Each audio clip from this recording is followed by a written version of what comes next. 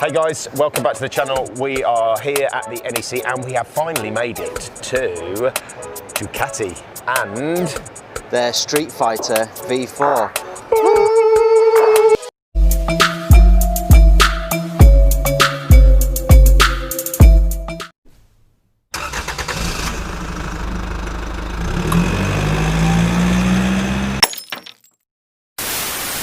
I'll cuddle the bike.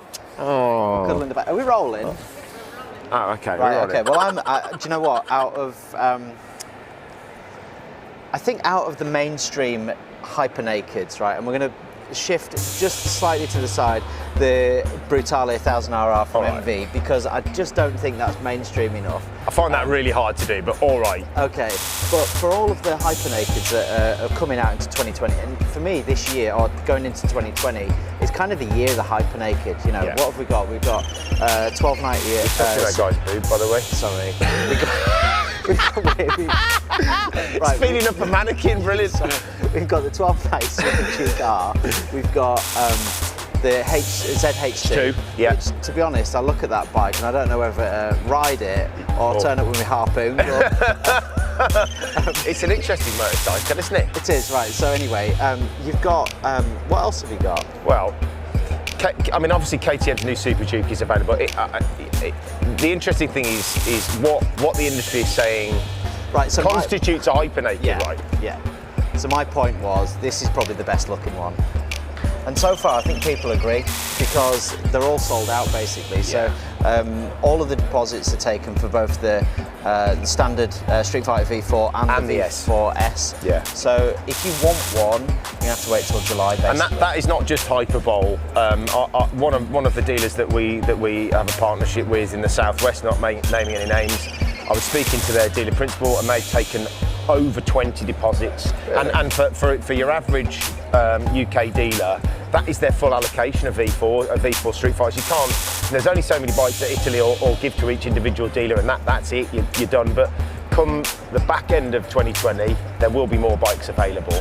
And yet, I mean, I think the kind of the look of the bike is very subjective in terms of whether you like, but what I would say is in the flesh, it is way more impressive than what you see when you look at images of the bike. I mean, the features on this thing are... Well, it's jam-packed, isn't it? It's outrageous, isn't it? 208 horsepower. I still can't wrap my head around that for a naked bike. I mean, you know, I've rode quite a lot of nakeds this year, and by the time you get over a ton, you're like... you're blowing off of it, and this thing the same. You know, it's gone a bit 208. It's bonkers. It's ballistic, isn't it? It's ballistic. And I know we were talking about this before when we published our MV video, and you basically said it's too much power. And there is an argument to say that it's too much power. I think obviously, you know, they've obviously worked quite hard with the aerodynamics. The jury's out on the winglets, if I'm totally honest, as far as I'm concerned. But I would imagine that in terms of the way that the bike channels air past the rider, this will be quite efficient, and it'll need to be, right? Because otherwise you're going to end up headless by the time you come to the end of your journey. That's right. But I mean, of course, the other really interesting, and I know we kind of talk about the same things with performance bikes, but they are fundamentally important. Aside from the headline horsepower figure, which is ludicrous, and it makes nearly 100 foot-pounds of torque, is the weight. Yeah. And you know, we talked about the ZH2, and I feel like we're not necessarily the most complimentary about that bike, but the jury's out on that too. But that bike is 235, 240 kilos. It's a heavy bike. Fully fueled 200 kilos. That's impressive. Just, wow. Massively impressive. When you pair it up with 208 horsepower, I mean, this thing is going to be astonishing, isn't it? It is. And I know you said about the winglets, and I thought that initially. I thought, what the hell do they put winglets on? It's a bit overkill, isn't it? But there is actually technical reasons for that. So if you're mad enough to get up to the maximum speed of 168 miles an hour, this is going to put an additional 28 kilos of downforce on the bike. I'm smiling. I'm wondering, the relevance of that is kind of questionable, isn't it? But yeah, I mean, it does do something. You're absolutely right. I mean, you know, look, there's people obsessed with downforce, and they're like, oh, I just need to eat more. All right, my love, I'm just going to nip out and test out my winglets. 170 miles an hour. Well, there you go. There you go. Really technical thing. They've changed the engines. This is the same engine lifted out of the V4. Yeah, lifted out the Panigale. Lifted out of the Panigale. But what they've done is they've changed the gearing on it, so it's shorter geared. It's less less set up for pure top speed, Yeah. shorten the gearing. So actually what that means in the real world, and I think it's really going to translate to the kind of people that are going to own this and Yeah. how they're going to ride it, is that at 60 mile an hour in 6th gear, you crack that throttle open, it's got 30% more torque available at top gear at 60 mile an hour than the Panigale V4. Yeah. This is going to be a stonker. Yeah, You know, I mean that's one of the fundamental differences. ride it a lot lazier, basically. Yeah, and you've just got all that roll-on torque, all that. So talk about 6th gear, but I bet you anything, 3rd, 4th, 5th, 6th, It's going to be the same. all you do is wind it, and it just absolutely fires you down the road. It will be storming. Yes. I guess we've got to talk a little bit about the kind of technical stuff. Obviously, there are 2 specs. You've got the standard V4, and then the bike that we're standing in front, the S. I think the main difference is probably the suspension. It's a fully electronic setup on this. You've got shower forks. You do also get the Marchesini wheels on this. There are, I think, 1 or 2 other bits and pieces that change the 2 bikes.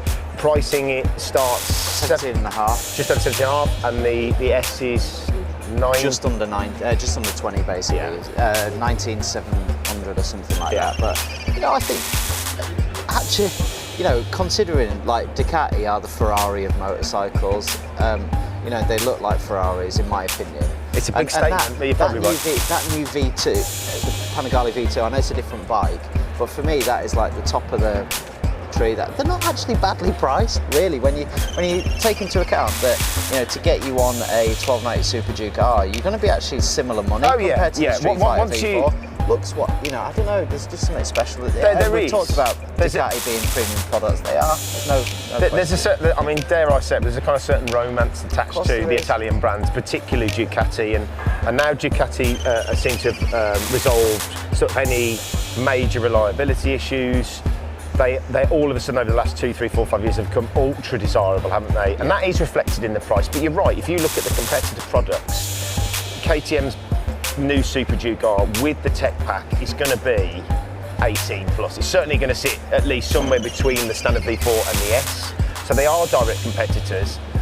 I think we need to come back briefly to the sort of hyper naked issue though. What you directly compare this to will be really interesting next season, whether they're going to do this against the Superduke. I mean, we haven't even talked about BMW. Their new S1000R I think is another 12 months away. Yeah. ZH2. And you're probably going to have to chuck in Brutale 1000. You are. I mean, although price point is very different, you can't ignore the fact that bike is available. And in terms of figures, is very, very similar to this. Headlight figures are very similar. Weights are very similar.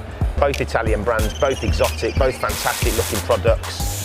I mean, it's a very exciting time if and that's what you're into. It's really exciting time. And if you were looking for a hyper naked, you're like, God, which one do I choose? Oh, it's just it's an embarrassment of riches, isn't it? And, it is. And as I say, hopefully, it's a first world problem. Yeah, isn't it? It's very much a first world problem. Oh, what do I choose? Yeah, but I mean, this has got to be right up there for anybody on the shortlist who wants to buy a very high performance naked bike.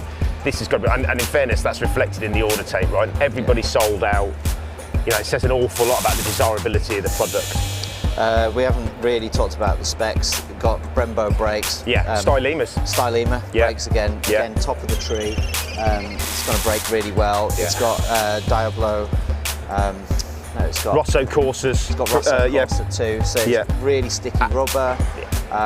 It's got a full suite of electronics. It's got the Ducati slide control as well, which is quite cool. Effectively, everything that's on your Panigale gets lifted and put onto this and slightly adjusted and calibrated for a naked bike. But what you will also find with this is there will be guys who will, track monkeys who will want to ride this on track, and it will perform. Of course. Essentially, what you do is you take the fairing off a Panigale, you put some flat bars on it, and that's it. That's the recipe.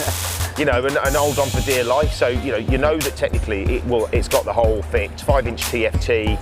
I mean, this has got the heated grips. I mean, it's got and the adjustability, the tailoring aspect of the suite of electronics on this means again you can really, really fine tune it for what you want, which is.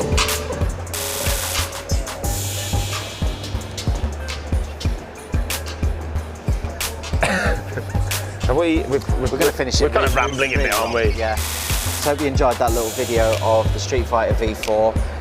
beautiful bike. If you come into the NEC, you should definitely check it out, but just be aware, the Ducati stand is absolutely mobbed from like morning through tonight, so you'll have to get here early and swing your leg over this basically.